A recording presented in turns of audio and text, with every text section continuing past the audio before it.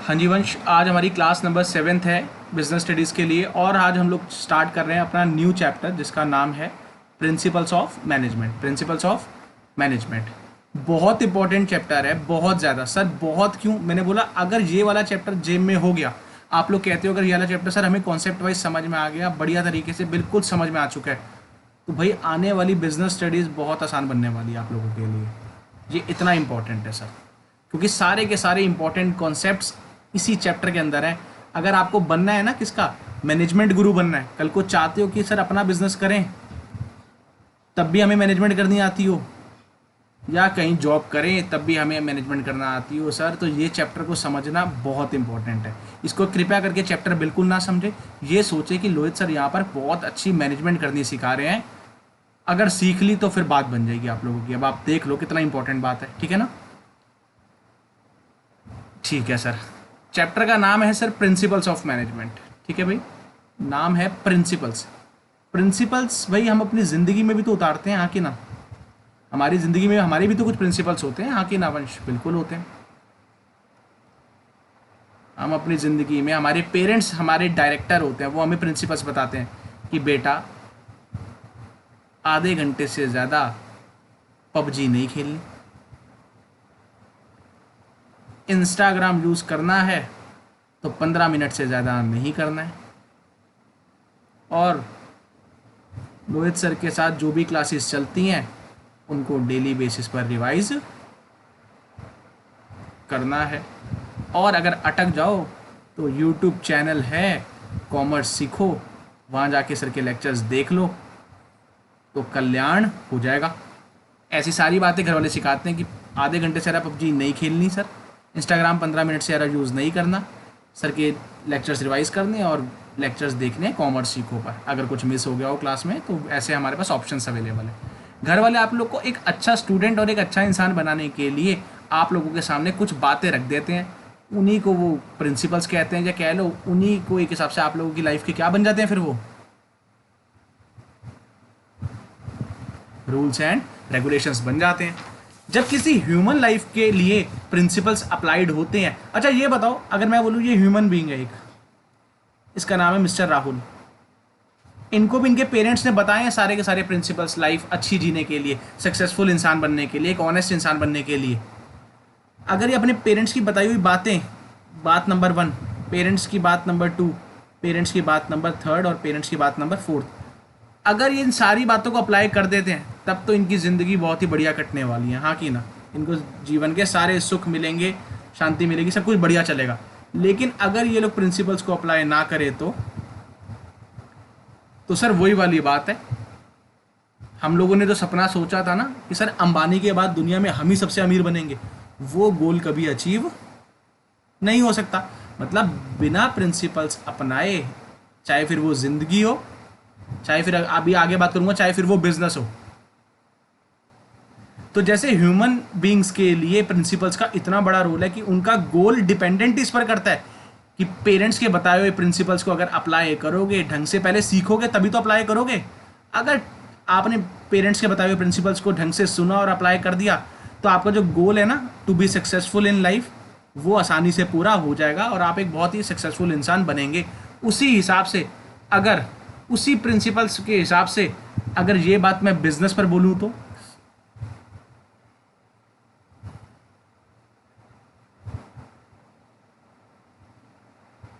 हाँ जी वंश, क्या बिजनेस के लिए भी कुछ प्रिंसिपल्स होते होंगे भाई? जैसे ह्यूमन लाइफ के लिए होता है कि सक्सेसफुल बनेंगे सर हम लोग, कल को खूब नाम कमाएंगे, खूब पैसा कमाएंगे, खूब अच्छे इंसान बनेंगे, उसी हिसाब से बिजनेस के भी तो कुछ सपने हैं अपने, हाँ कि ना। बिजनेस के भी सपने हैं सर। बिजनेस भी तो अपने सपने में क्या देखता है सर, उसका जो सपना है उसे हम बोलते हैं बार बार, पूरे चैप्टर नंबर 1 में बोलते आए हुए हैं, एंड गोल जिसको हम बोलते हैं।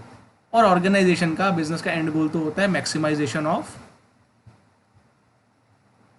तो सर बिजनेस के अंदर भी तो कुछ ऐसे रूल्स एंड रेगुलेशंस होंगे, कुछ प्रिंसिपल्स होंगे, जैसे एक ह्यूमन लाइफ के लिए होते हैं, उसी हिसाब से बिजनेस को चलाने के लिए भी तो कुछ रूल्स एंड रेगुलेशंस होंगे, कुछ प्रिंसिपल्स होंगे, जिनको अगर ढंग से क्या करा वंश, जिनको अगर सिस्टमेटिक तरीके से, जिस तरीके से बताए गए हैं उस तरीके से अगर आपने अप्लाई करा और आप ये 8 सीख गए मैनेजमेंट की प्रिंसिपल्स को क्या करना, लगाना, अप्लाई करना अगर आप सीख गए तो सर वो सपना दूर नहीं, जब ऑर्गेनाइजेशन का सपना यानी कि क्या, प्रॉफिट कमाने का जो सपना था ऑर्गेनाइजेशन का, वो आसानी से क्या हो जाएगा वंश, वो सर आसानी से अचीव हो जाएगा। तो इतनी इंपॉर्टेंस है हमारी लाइफ में, बिजनेस की लाइफ में भी और हमारी लाइफ में प्रिंसिपल्स की, रूल्स एंड रेगुलेशंस की, ये बात तो ठीक है। लेकिन सर ह्यूमन लाइफ, हर पेरेंट्स बड़े ध्यान से देखना, दुनिया के सारे पेरेंट्स अगर मैं बोलूं तो अपने बच्चों को क्या बताते हैं वंश, ऐसा तो नहीं ना कि सिर्फ मेरे पेरेंट्स बताते हैं, सर आपके बताते हैं, एक्स के बताते हैं, वाई के बताते हैं, सबके पेरेंट्स कुछ रूल्स एंड रेगुलेशंस या कह लो सर प्रिंसिपल्स बताते हैं सक्सेसफुल बनने के लिए। लेकिन कितने ही नालायक बच्चे होते हैं जो उन बातों को ध्यान से सुनते हैं। भाई एक बच्चा ये होता है मैक्सिमम, और एक होता है नालायक अच्छा बच्चा। ये दो बच्चे बस ज़्यादा से ज़्यादा अपनी मम्मी की बताई हुई बातें या अपने फादर की बताई हुई बातें सुनते हैं, और यही फिर दो होते हैं जो दुनिया में सबसे ज़्यादा सक्सेसफुल भी बन जाते हैं, ठीक है ना, क्योंकि इन्होंने मम्मी पापा की बात को सुना। उसी हिसाब से दुनिया में तो बड़े सारे बिजनेसेस हैं, ये रे बिजनेसमैन मैंने बना दिया, अब ये बिजनेसमैन है, ठीक है। ये सब के सब क्या करते हैं, ये सब के सब सर बिजनेस करते हैं। अब इनको भी बताए गए क्या रूल्स एंड रेगुलेशंस, या इनके भी कुछ क्या होंगे बिजनेस चलाने के अच्छे से प्रिंसिपल्स। वहाँ पर हमें फादर डायरेक्ट करते हैं हमारी ज़िंदगी काटने के लिए, ह्यूमन लाइफ को, और यहाँ पर भी बिजनेस को चलाने के लिए फादर ऑफ मैनेजमेंट है कोई, फादर ऑफ, इनका नाम रहेगा इस चैप्टर में जब हम पढ़ेंगे आगे चल के, हेनरी फयोल। वंश बहुत इंपॉर्टेंट बात बता रहा हूँ, हेनरी, जैसे हमारी ज़िंदगी में स्टूडेंट्स की लाइफ में उनके फादर उन्हें रूल्स एंड रेगुलेशन समझाते हुए चलते हैं, प्रिंसिपल्स लाइफ के बताते हुए चलते हैं, उसी हिसाब से बिजनेस के अंदर भी मैनेजमेंट के भी फादर हैं। अरे सर फादर ऑफ मैनेजमेंट कौन है भाई father of management, Henry Fayol. तो अब हमारे पास 1 नंबर का ये क्वेश्चन तो वैसे भी रेडी हो जाता है कि who is the father of management, तो हमारा answer would be Henry Fayol is the father of management. Lohit sir आपने अभी तक जितनी भी बातें बताई बड़ी चटपटी हैं, बहुत मज़ेदार लग रही हैं, तो कहीं ना कहीं बात समझ में आ रही है कि सर पहले एक बारी प्रिंसिपल्स के बारे में और थोड़ा हमें जानकारी मिल जाए ताकि बात क्लियर हो जाए। प्रिंसिपल्स ऑफ मैनेजमेंट, इतनी बात तो समझ में आ गई है सर कि अगर बिजनेस के अंदर प्रिंसिपल्स को लगा दिया जाएगा तो बिजनेस का एंड गोल अचीव। अब बात आती है कुछ खास बातें बताइए सर ये प्रिंसिपल्स के बारे में, ये सीखने वाली बातें होंगी। तो आज जो हमारा टॉपिक रहने वाला है वो क्या रहेगा कि फीचर्स या कैरेक्टरिस्टिक्स या nature of principles of management, ठीक है वंश। क्या टॉपिक रहेगा अभी हमारा, नेचर स्लैश कैरेक्टरिस्टिक्स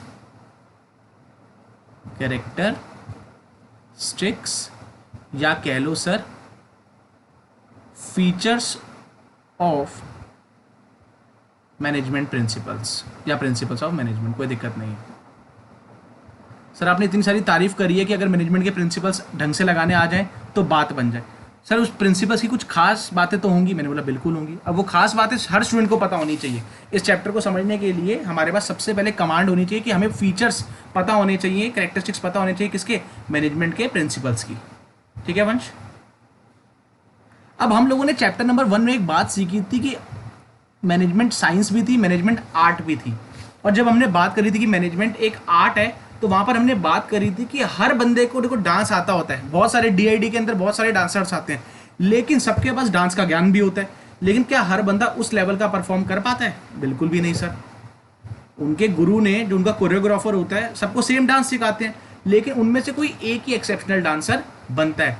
इसका मतलब सर प्रिंसिपल्स ऑफ मैनेजमेंट भी क्या है, जो फादर ऑफ मैनेजमेंट है, बड़े ध्यान से अभी जो मैंने आपको बताया पीछे, फादर ऑफ कौन वंश, जो फयोल हैं, मिस्टर फयोल, जिनका नाम है हेनरी फयोल।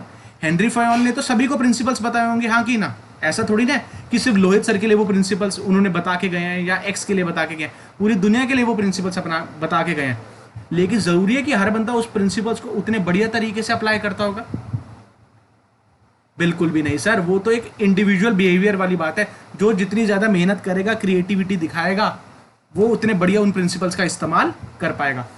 तो उनके बताए हुए प्रिंसिपल्स या कह लो प्रिंसिपल्स ऑफ मैनेजमेंट की पहली खासियत है कि वो बस क्या है, principles of management are the general guidelines. Principles of management is the general guidelines. Sir general guidelines का मतलब क्या है कि भाई मैनेजमेंट के अंदर अगर आप कभी भी कहीं पर अटक जाओ किसी सिचुएशन में, तो वो principles number A, principle number B, C, D, E, F, G, H, I, J, K, L, M, N, O, P, Q, R, S, T, V, W, X, Y, Z, ये सारे मैंने मान लो प्रिंसिपल्स बता दिए। क्या बना दिए? ये सारे जनरल गाइडलाइंस हैं। ये प्रिंसिपल्स आपको बताते हैं कि आप कभी भी किसी सिचुएशन में अटक जाओ, एक ऑर्गेनाइजेशन के अंदर प्रॉब्लम में आ जाओ, मान लो ये प्रॉब्लम नंबर 1 वंश, ये प्रॉब्लम नंबर 2, ये प्रॉब्लम नंबर 3, ये प्रॉब्लम नंबर 4 और ये प्रॉब्लम नंबर 5। ये प्रिंसिपल्स जो हैं वो कहीं ना कहीं आपको बताते हैं कि आप हर प्रॉब्लम के लिए किसी ना किसी प्रिंसिपल को ढंग से अगर सिस्टमैटिक तरीके से अप्लाई करोगे तो आपकी बात बन जाएगी। ये जनरल गाइडलाइंस है। हमेशा नहीं है कि प्रिंसिपल 1 का हमेशा सॉल्यूशन यही होगा। आप और मेहनत करोगे और एक्सपेरिमेंट्स करोगे और बढ़िया तरीके से ऑब्जर्व करोगे चीज़ों को, तो आप इस प्रॉब्लम नंबर 1 का कोई बेस्ट सॉल्यूशन भी ढूंढ सकते हो। ये बात ध्यान रखना। इसका रिजल्ट सिर्फ और सिर्फ तभी बेटर आता है प्रिंसिपल्स का जब आप अलग अलग तरीके से एक्सपेरिमेंट्स करते हो।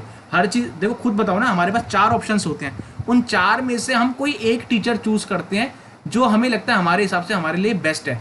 तो principles of management general guidelines है कि हर प्रॉब्लम के लिए सॉल्यूशन ये रहा, इन्हीं में से कहीं सॉल्यूशन है सारा, लेकिन हर बंदा उसे अलग तरीके से अप्लाई करता है और वही बंदा बढ़िया तरीके से प्रिंसिपल अप्लाई कर पाता है जो उससे रिलेटेड बढ़िया तरीके से एक्सपेरिमेंट्स करता है। तभी वो अपने पास 4 बढ़िया ऑप्शंस रख लेता है कि ये 4 सॉल्यूशंस हैं, उसमें से फिर वो देखते हैं कि मेरी प्रॉब्लम को बेस्ट कौन सी चीज़ से सॉल्यूशन बढ़िया तरीके से मिल रहा है। तो वो कहता है कि मेरे लिए ऑप्शन नंबर सी सबसे बेस्ट है प्रॉब्लम नंबर 1 को सॉल्व करने का। ठीक है ना। Principles of management general guidelines तो हैं, प्रॉब्लम से कैसे बचना है वो तो आपको वो बताएगी, वो सबके लिए है, लेकिन कौन कितना माहिर बनेगा वो डिपेंडेंट है, कौन कितने बढ़िया तरीके से इन प्रिंसिपल्स की प्रैक्टिस करता है और कितने बढ़िया तरीके से एक्सपेरिमेंट्स करता है। जनरल गाइडलाइंस तो सभी के लिए अवेलेबल है, एक किताब होती है ना, वो तो सभी के लिए अवेलेबल होती है, और वो स्टूडेंट ही हमेशा टॉप मारता है ना जो उस बुक के अंदर से मैक्सिमम बढ़िया तरीके से पढ़ाई करता है। हाँ कि ना? ऐसा तो नहीं है कि मैं बोलूँ कि मेरे पास सुभाष दे है बिजनेस स्टडीज के लिए, तो सुभाष दे जिस भी स्टूडेंट के पास होगी वो 100 में से 100 नंबर लाएगा, ऐसा थोड़ी ना। तो वो बुक तो एक जनरल गाइडलाइंस होती है जिससे आपको मदद मिल सकती है। अब आप उस पर कितनी प्रैक्टिस करते हो, उस बुक के साथ कितनी प्रैक्टिस करते हो क्वेश्चंस की, कितने अच्छे तरीके से नोट्स बनाते हो और कितने अच्छे तरीके से एक्सपेरिमेंट्स करते हो सिचुएशंस के साथ, वो डिपेंड करेगा कि आप अपनी सिचुएशन से कितने बढ़िया तरीके से कोप अप कर पा रहे हो, आप उस प्रॉब्लम से कैसे निकल पा रहे हो। ठीक है ना, कोई दिक्कत तो नहीं है अभी तक?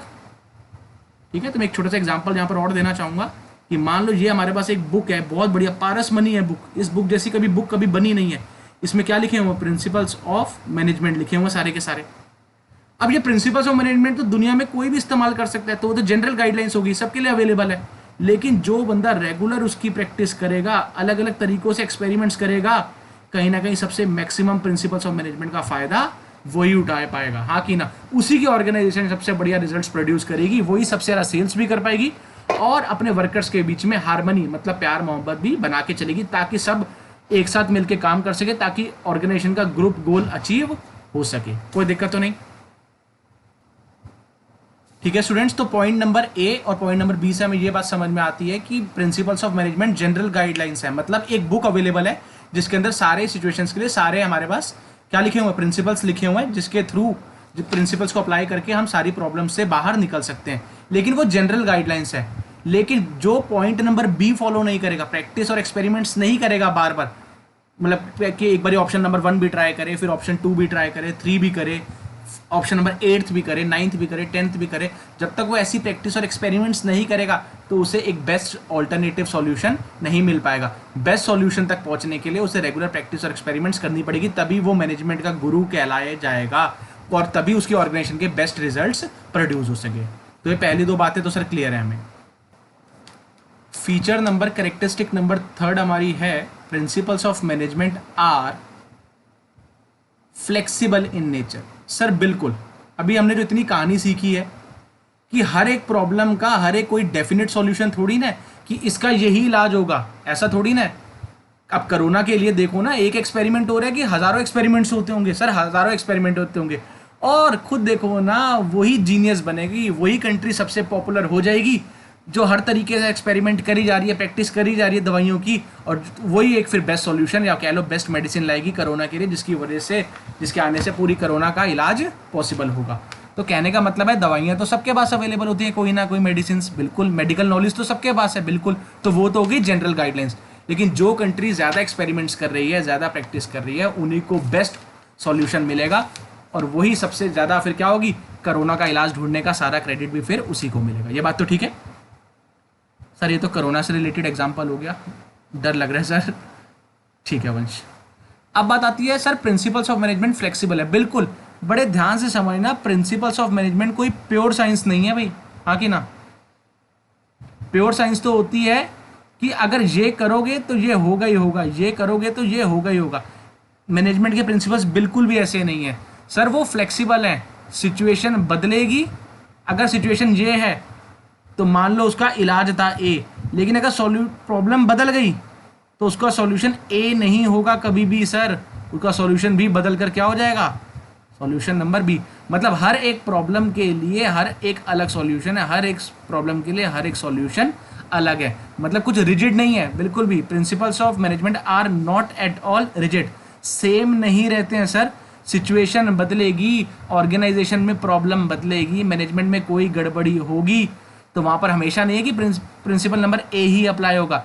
अलग कोई प्रॉब्लम आई है तो हो सकता है हमारे पास जो ऑप्शन नंबर एक्स अवेलेबल है वो अप्लाई हो जाए, या ऑप्शन नंबर डब्ल्यू अप्लाई हो जाए। हर प्रॉब्लम के लिए अलग सॉल्यूशन होगा, और वो मैनेजर जो इस चीज़ में सबसे ज़्यादा एक्टिव होगा, और वो एक्टिव सर सिर्फ सभी होगा जब उसने पॉइंट नंबर पिछला बी करा होगा। बी कौन सा था? ज़्यादा से ज़्यादा प्रिंसिपल्स ऑफ मैनेजमेंट की क्या करी होगी, प्रैक्टिस करी होगी, और ज़्यादा से ज़्यादा एक्सपेरिमेंट्स करे होंगे, तभी वही मैनेजर एफिशिएंट होगा, वही इतने एक्सपेरिमेंट्स कर करके सीख चुका होगा हर एक सॉल्यूशन का बेस्ट आंसर, हाँ कि ना? तो कहने का मतलब यह प्रिंसिपल्स ऑफ मैनेजमेंट पूरी तरीके से फ्लेक्सिबल है, बिल्कुल भी सेम नहीं रहेंगे, रिजिड नहीं रहेंगे। प्रॉब्लम बदलेगी तो प्रिंसिपल्स ऑफ मैनेजमेंट को भी सिचुएशन के हिसाब से बदला जाएगा, कोई दिक्कत तो नहीं। Feature number 4 principles of management का है, principles of management are contingent. Contingent का मतलब क्या होता था वैसे भी? जिनका होना या ना होना फ्यूचर के अनसर्टेन इवेंट पर डिपेंडेंट होता है। जिनका होना या ना होना फ्यूचर के अनसर्टेन इवेंट पर डिपेंडेंट होता है। एग्जाम्पल सर, एग्जाम्पल अगर रियल लाइफ से लूँ तो वंश कल रेन कोट पहनेगा, वंश कल रेन कोट पहनेगा। अगर कल बारिश हुई, मतलब रेन आएगी, बारिश आएगी तो पहनेगा। तो खुद बताओ, क्या वंश का कोट पहनना 100% सर्टेन है? वंश कल कोट पहनेगा ही पहनेगा? बिल्कुल भी नहीं सर। वंश का कोट पहनना डिपेंडेंट है। डिपेंडेंट है किस चीज़ पर?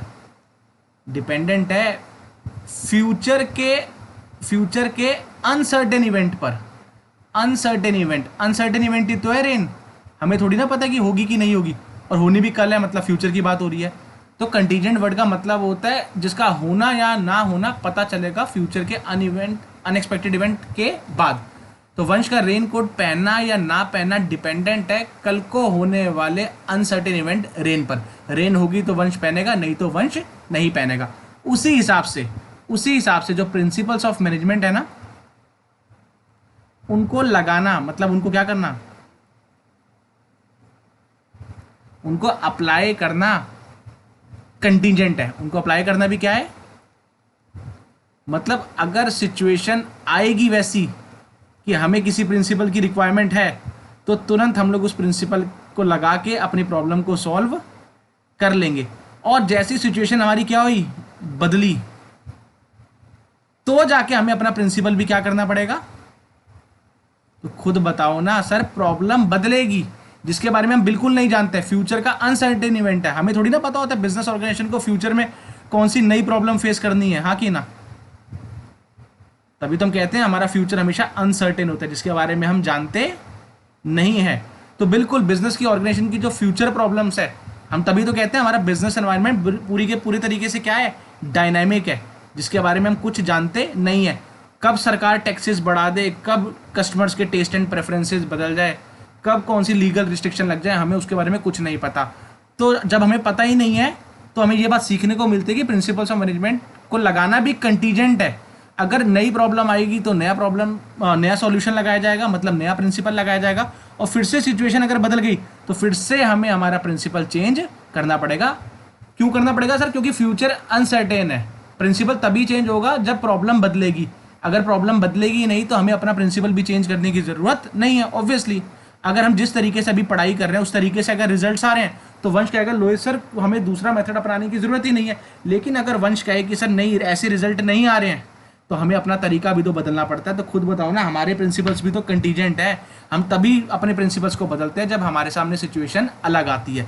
सिचुएशन अलग आएगी तो हमें भी अपना प्रिंसिपल चेंज करना पड़ता है, ताकि हम अपना ग्रुप गोल, या कह लो हमारा गोल क्या है, अच्छा मार्क्स स्कोर करना, 100 मार्क्स लाना, तो उस सपने को अचीव करने के लिए हमें अपने प्रिंसिपल्स ऑफ मैनेजमेंट को भी कंटीजेंट रखना पड़ता है। सिचुएशन बदलती है तो नए नए प्रिंसिपल्स को भी अप्लाई करना पड़ता है। लेकिन प्रॉब्लम बदलेगी फ्यूचर की जो होती है, जिसके बारे में हम नहीं जानते हैं, उसी के हिसाब से हमारे प्रिंसिपल्स भी चेंज होते हैं और उसी के हिसाब से वो अप्लाई भी करे जाते हैं। अभी तक हमने जितनी कहानी सीखी प्रिंसिपल्स ऑफ मैनेजमेंट की खास खास बातें, हमें ये तो समझ में आया कि वो जनरल गाइडलाइंस है। ठीक है ना? जनरल गाइडलाइंस का मतलब मैंने क्या कहा था, उसे पढ़ के कोई भी प्रिंसिपल्स की जानकारी ले सकता है, सबके लिए अवेलेबल है। जनरल गाइडलाइंस है, जो बढ़िया तरीके से हर बंदा फॉलो उसे करेगा वो बढ़िया रिजल्ट्स ले आएगा अपने लिए, हाँ कि ना? तो जब मैं बोल रहा हूँ वो जनरल गाइड सबके लिए अवेलेबल है, तो उसको हम क्या बोल सकते हैं कि principles of management are universally applicable, हाँ कि ना? सर प्रिंसिपल ऑफ मैनेजमेंट सिर्फ ऐसा नहीं है कि आपकी ऑर्गेनाइजेशन ही लगाएगी। प्रिंसिपल्स ऑफ मैनेजमेंट तो हर जगह पर अप्लाई होते ही होंगे, चाहे फिर वो सर प्रॉफिट ऑर्गेनाइजेशन हो, चाहे फिर वो नॉन प्रॉफिट ऑर्गेनाइजेशन हो सर, चाहे कोई मैन्युफैक्चरिंग इंडस्ट्री हो, चाहे सर फिर वो कोई, सॉरी एनपीओ के नीचे नहीं लिखना इसको, नॉन प्रॉफिट का तो पर्पस ही नहीं होता प्रॉफिट कमाना, चाहे फिर वो कोई ट्रेडिंग एक्टिविटी करती हो, या चाहे फिर वो कोई सर्विसेज प्रोवाइड करती हो। प्रिंसिपल्स ऑफ मैनेजमेंट तो सर हर जगह अप्लाई होते हैं, चाहे फिर वो प्रॉफिट ऑर्गेनाइजेशन हो, चाहे फिर वो नॉन प्रॉफिट ऑर्गेनाइजेशन हो, चाहे कोई फिर माल बनाने वाला हो, प्रोडक्शन करने वाला हो, मैन्युफैक्चर करने वाला हो, या बना बनाया माल खरीद के बेचने वाला हो, चाहे कोई सर्विसेज देने वाला हो, यूनिवर्सली एप्लीकेबल है। प्रिंसिपल्स ऑफ मैनेजमेंट की बुक तो सभी के पास अवेलेबल होती होगी और सभी कहीं ना कहीं उसकी वैल्यू समझते हैं। सबको पता है प्रिंसिपल्स ऑफ मैनेजमेंट बड़ी कमाल की चीज़ है और हर बंदे को उसकी वैल्यू पता है, तो यूनिवर्सली एप्लीकेबल है। यूएस से हो, इटली हो, इंडिया हो, श्रीलंका हो, हर जगह अप्लाई होते ही होते हैं। लेकिन फिर मैं बोलूँगा पॉइंट नंबर 20 सबसे काम का था, वही जीतेगा, वही अपनी सबसे ज़्यादा ऑर्गेनाइजेशन को आगे लेके जा पाएगा जिन्होंने इस प्रिंसिपल्स ऑफ मैनेजमेंट की खूब प्रैक्टिस और जिनकी एक्सपेरिमेंट्स करे होंगे। कोई दिक्कत तो नहीं है। लेकिन हाँ, प्रिंसिपल्स ऑफ मैनेजमेंट अवेलेबल सबके पास है, सब इसकी वैल्यू को समझते हैं, सब लोग इसकी रिस्पेक्ट भी करते हैं, कोई दिक्कत तो नहीं। Very good. अब हमारा लास्ट फीचर आ गया है, एफ पॉइंट है हमारा, जिसका नाम है cause and effect relationship. Cause and effect, ये वर्ड मैंने चैप्टर नंबर 1 में भी यूज करा था वंश, बहुत बार यूज करा था सर। बिल्कुल, ये तो आप अभी हम लोगों ने जो प्रिंसिपल सीखे हैं कहीं ना कहीं यहीं से उसका मतलब निकल के आता है। हमने अभी एक बात करी थी सर, जो प्रिंसिपल्स ऑफ मैनेजमेंट हैं वंश, जो प्रिंसिपल्स ऑफ, क्या वो प्योर साइंस हैं? मतलब हर जगह पर सेम प्रिंसिपल्स ही हम लगाते रहते हैं हमेशा? बिल्कुल भी नहीं। Principles of management are not pure science, इसीलिए इसको इनएग्जैक्ट साइंस बोला जाता है, ठीक है ना। प्रिंसिपल्स ऑफ मैनेजमेंट तो पूरे तरीके से डिपेंडेंट किस पर है? जो जितनी ज़्यादा प्रैक्टिस करेगा, जो जितने ज़्यादा एक्सपेरिमेंट्स करता रहेगा, ऑब्जर्वेशंस करता रहेगा, वो उतना ही माहिर होता जाएगा और वो कभी ना कभी फिर बन जाएगा मैनेजमेंट गुरु, और उसी की ऑर्गेनाइजेशन सबसे ज़्यादा अपने गोल यानी कि प्रॉफिट्स अचीव कर सकेगी, हाँ कि ना। तो कहने का मतलब है हर बंदे के पास जनरल गाइडलाइंस के रूप में वो बुक तो पड़ी है प्रिंसिपल्स ऑफ मैनेजमेंट की, जो मैंने बात बताई थी, ठीक है ना। वो बुक तो सभी के लिए अवेलेबल है, हर जगह अवेलेबल है, लेकिन जीतता वही है जिसके बाद जो उसकी रेगुलर प्रैक्टिस और रेगुलर एक्सपेरिमेंट्स करता है। तो कहने का मतलब है जब कोई बंदा रेगुलर बेसिस पर प्रैक्टिस कर रहा होगा वंश, प्रैक्टिस, पी फॉर प्रैक्टिस, और रेगुलर एक्सपेरिमेंट्स कर रहा होगा, इसका मतलब वो रेगुलर क्या करता होगा, अपने सामने एक प्रॉब्लम रख लेता होगा और उसका सॉल्यूशन ढूंढता होगा, हाँ कि ना ये सॉल्यूशन है, मान लो ये P फॉर प्रॉब्लम, ये सॉल्यूशन 1, ये सॉल्यूशन नंबर 2, ये सॉल्यूशन नंबर 3। वो एक्सपेरिमेंट्स इतने तरीके से करता होगा तब उसे पता चलता होगा कि इस प्रॉब्लम का बेस्ट सॉल्यूशन है सॉल्यूशन नंबर 2, हाँ कि ना। तो कहने का मतलब ये है, जब भी हम बात करते हैं प्रिंसिपल्स ऑफ मैनेजमेंट की, कोई भी मैनेजर जब प्रिंसिपल्स ऑफ मैनेजमेंट अप्लाई करने का सोचेगा, क्या करने का सोचेगा, तो वो प्रिंसिपल लगाने से पहले उसका कॉज एंड इफेक्ट रिलेशन देखेगा कि अगर मैं ये प्रिंसिपल लगा रहा हूं तो उसका क्या रिजल्ट निकल के आएगा, ऑर्गेनाइजेशन के लिए वो फायदेमंद होगा कि नहीं होगा। वो फिर सोचता है कि अगर चलो कोई बात नहीं, अगर मैं प्रिंसिपल नंबर 2 लगाता हूं तो क्या उसका रिजल्ट आएगा, ऑर्गेनाइजेशन के लिए उसका फायदा होगा कि नुकसान होगा।